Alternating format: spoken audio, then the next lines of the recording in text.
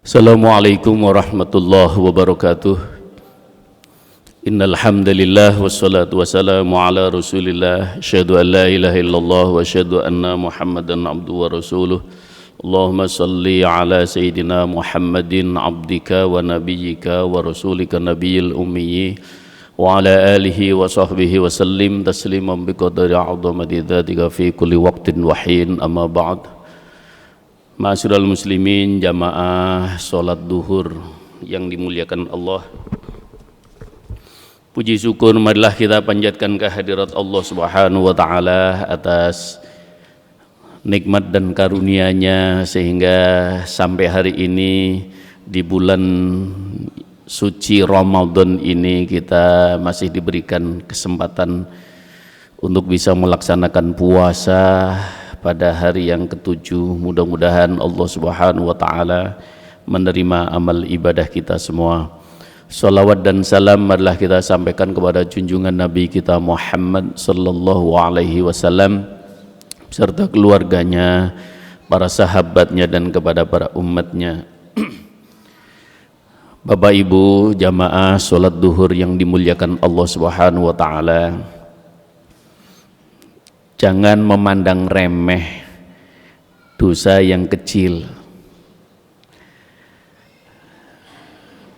Allah Subhanahu wa ta'ala yang sangat detail dalam melihat dan sangat teliti dalam memandang ke seluruh makhluknya, apapun yang dia lakukan, apapun yang mereka perbuat, semua dalam pandangan Allah Subhanahu wa ta'ala.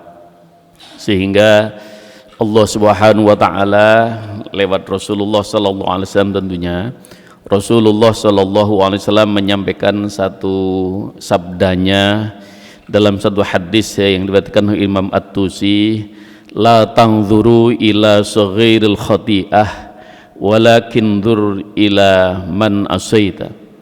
Jangan engkau memandang kecil kesalahan atau dosa, tetapi pandanglah kepada siapa kamu sekalian sedang melakukan perbuatan itu. Jadi kita oleh Rasulullah sallallahu alaihi wasallam sebagai orang-orang yang beriman bahwa melaksanakan kebaikan bukan karena berharap surganya, meninggalkan segala larangan bukan karena nerakanya, tapi kita melaksanakan amaliah ibadah itu karena berharap rahmat dan ridhonya.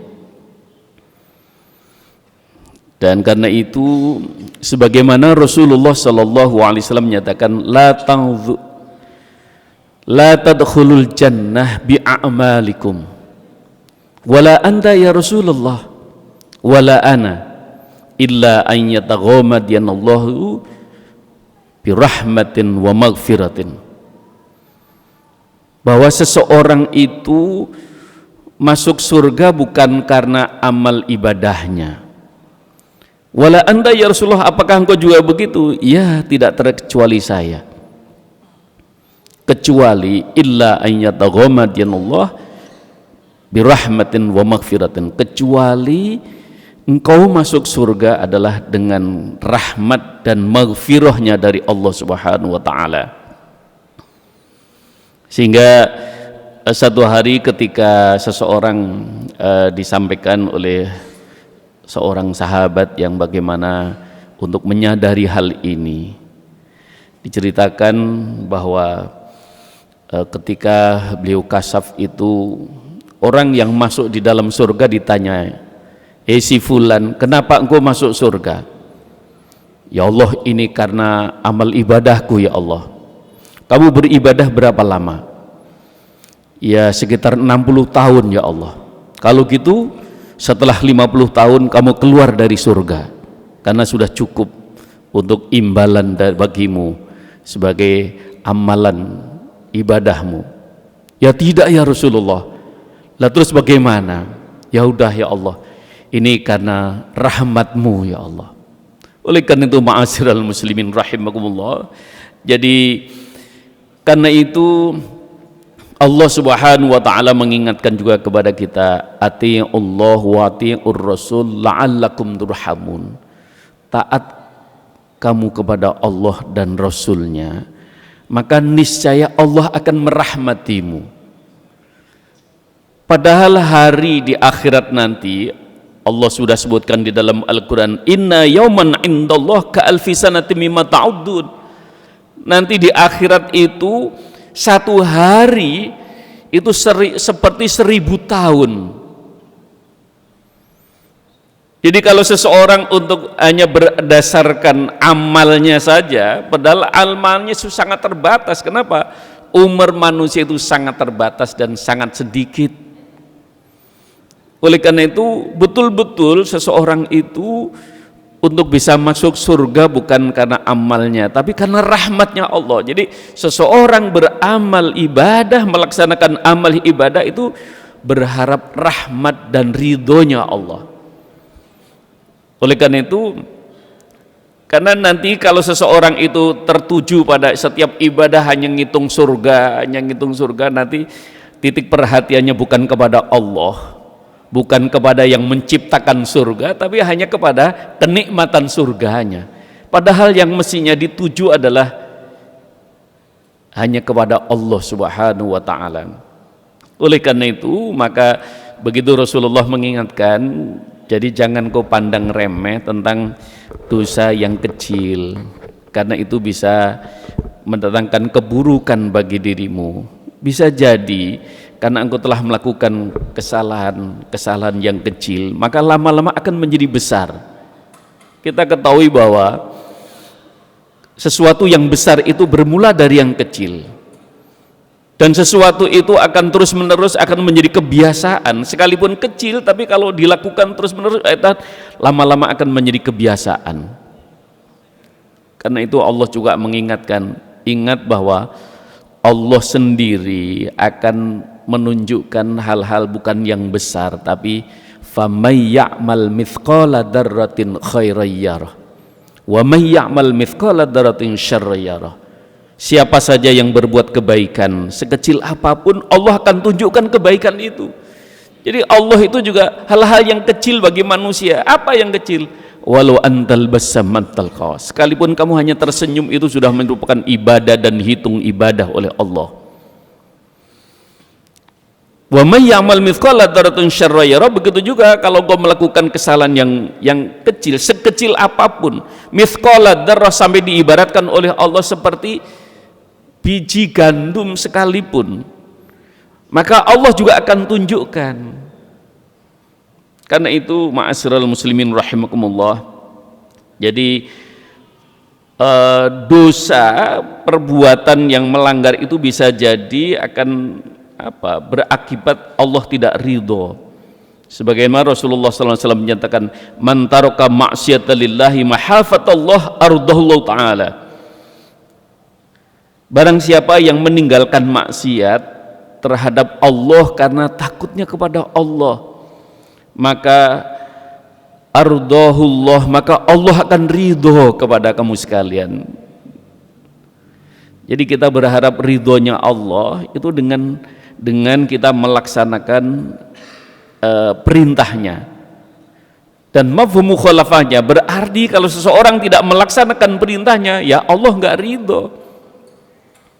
Bagaimana kita ini terhadap teman kita yang senantiasa membantu kita saat kita susah, kita diberikan, bahkan diberikan tempat tinggal.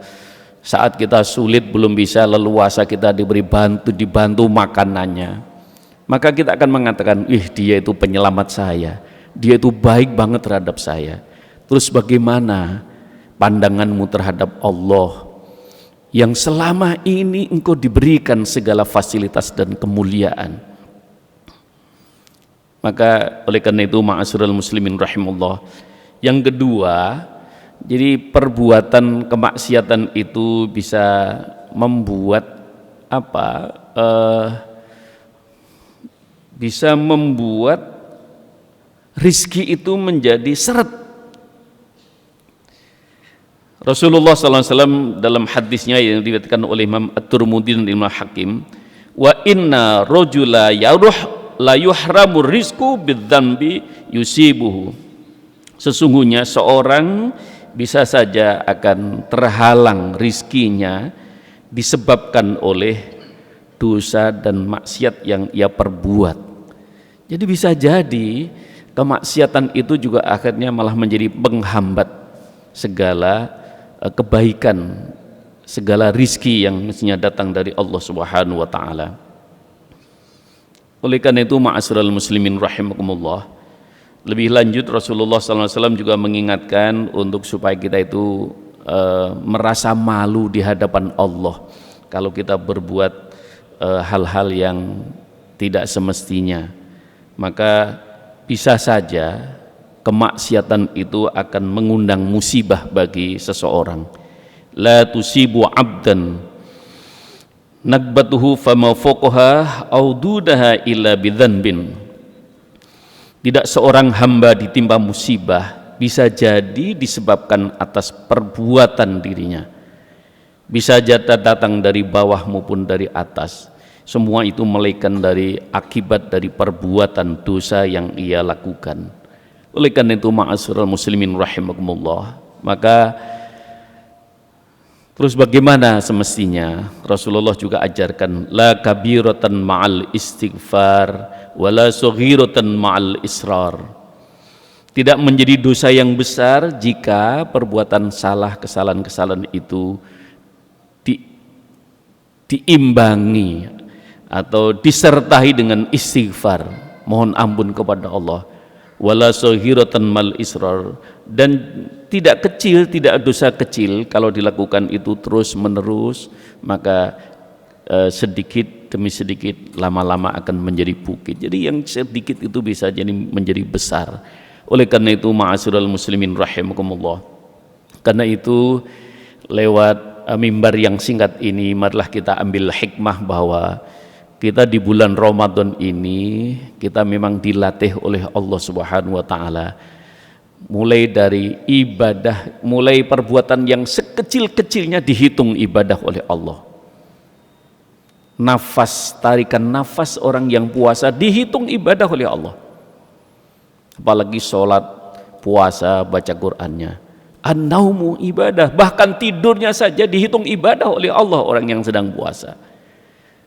Tapi hendaknya juga kebaikan-kebaikan itu akan terhimpun, jangan dinodai.